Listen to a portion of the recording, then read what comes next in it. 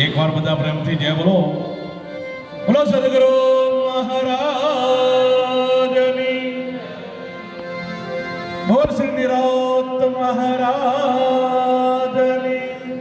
શ્રી વાડીરામ મહારાજની જય. શ્રી અંબારામ મહારાજની જય. શ્રી પૂર્ણરામ મહારાજની જય. શ્રી આત્મારામ મહારાજની જય. પધારેલા હરિગુરુ સંતની.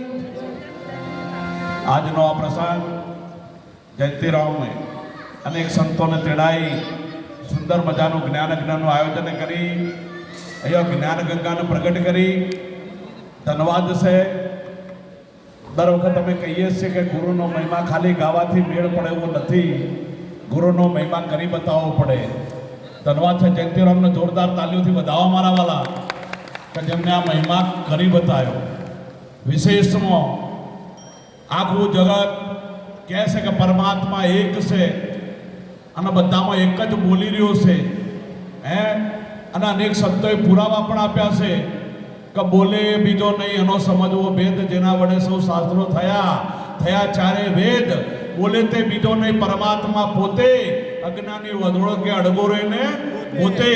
દરેકની અંદર જે બોલી રહ્યો છે પણ સંતો ના પાડે છે કે આ જે મોઢાથી બોલાય છે ને એની વાત નથી કરતા. આ વાણીમાં આવે તો નિરોધ મહારાજે ચોકડી મારી કે વાણીમાં આવે તો વણસી જાય, નિર્વાણી પદ સાચું. તો આ બોલતો પુરુષ કેવો છે મારા વાળા હે? આ બોલે છે તો કઈ રીતે બોલે છે હે? અને આપણા ગુરુ મહારાજે બોલતા પુરુષની ઓળખાણ કરાઈ છે. બોલતા બોલે બતાયા ગુરુજીએ, બોલતા બોલે બતાયા રે. કર્મ આવો ત્યારે કરજ બોલે, ગુરુએ સાંજમ સમજાયા રે. કરનો નડિયા કરે હુંકાર હે, કરનો નડિયા કરે હુંકારા. બોલશે ઘર મને નારા ગુરુજીએ, બોલતા બોલે બતાયા. સંતોની વાત હોય અટપટ ના સમજાય ઝટપટ, જો સમજાઈ જાય ઝટપટ તો મટી જાય બધે. આ બોલે એની વાત નથી કરી.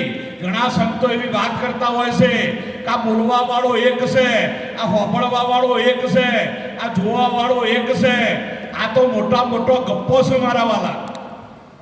આવું જ્ઞાન નિરોધ મહારાજનું નથી.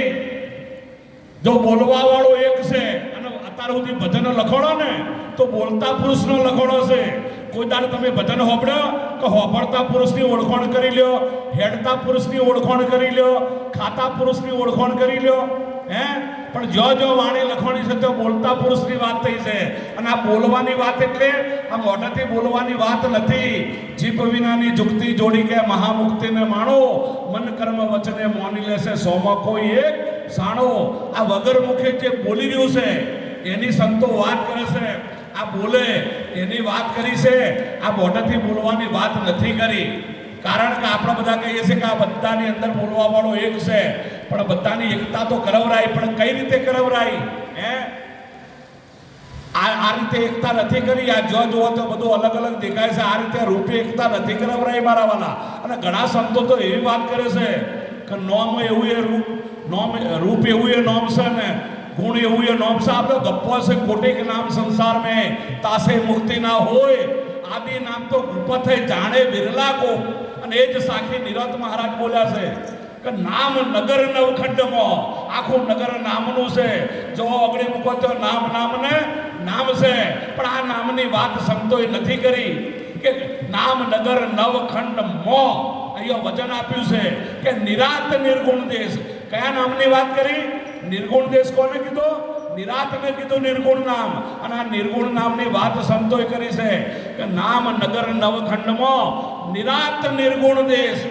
અમર ફળ ત્યાં નીપજે વર્ષે મેઘમેશ. જે નોમની બોલાય નિજ નોમની બોલાય. કોઈનું પોપટની ચોચ જેવું નાક હોય, કોઈ જાણ નાકની જેમ બોલો નહીં. કોઈનું રૂપનો અંબાર હોય રૂપની જેમ બોલો નહીં. નોમની જે બોલાય મારાને નોમે અંબર ફળ લાગે.